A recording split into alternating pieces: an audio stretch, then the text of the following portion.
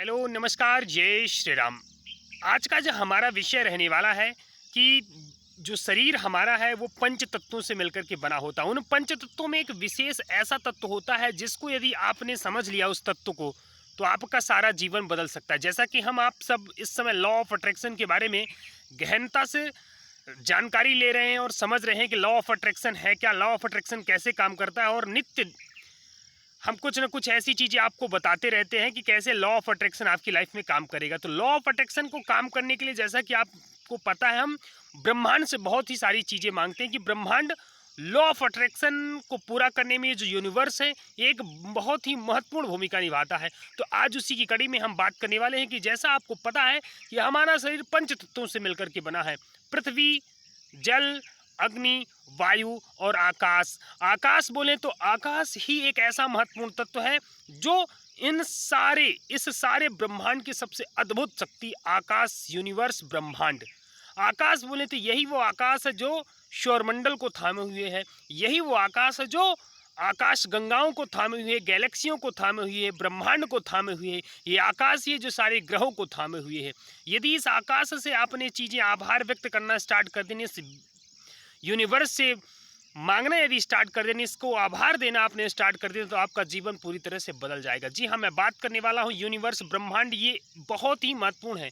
सोचिए, जब ये पृथ्वी को थाम सकता है, सौरमंडल को थाम सकता है, गैलेक्सियों को, आकाश गंगाओं को, तो आपको यदि थामना यदि स्टार्ट कर दिया, आप ये चाह रहे हैं कि मुझे भी ये थाम ले, आजा, हम आप जो यहाँ हैं क्यों हैं, उस ब्रह्मांड की वजह से ही है। तो उसको समझना पड़ेगा, उसके प्रति हमको आभार व्यक्त करना पड़ेगा। उसके लिए आपको क्या करना है, आभार जैसी चीज़ें मैं इसलिए बोल रहा हूँ क्योंकि जैसे 2-3 ऐसा समय बना लीजिए कि मतलब आपको आकाश की तरफ ऊपर देखना ही है और अपनी चीज़ों को मांगना है कि ब्रह्मांड का बहुत बहुत धन्यवाद कि मैं अपने जीवन में इतना ज़्यादा खुश हूँ, लगातार आगे बढ़ रहा हूँ, मेरी लाइफ में हर चीज़ मेरे मुताबिक चल रही है, जैसा मैं चाह रहा हूँ, लगातार आगे बढ़ता जा रहा हूँ, मैंने जो सपने देखे तो वो मेरे सपने पूरे हो रहे हैं। ऐसा आपको नित्य दिन बोलना है। एक बार प्रयास ऐसा कीजिएगा कि सूर्य जैसे ही उग रहा हो उस समय बोलने का प्रयास करिएगा, और दूसरा समय बना लीजिए जब सूर्य की रोशनी थोड़ी सी कड़ी हो जाए, है ना, तब बोलने का प्रयास करिएगा। और इसी तरह से एक शाम का वक्त रख लीजिए, तब आकाश की तरफ ऊपर की ओर देख करके ऐसा ही बोलना है। ऐसा आप नित्य दिन स्टार्ट कर दीजिए, फिर देखिए आपके जीवन में चमत्कार होने लगेंगे।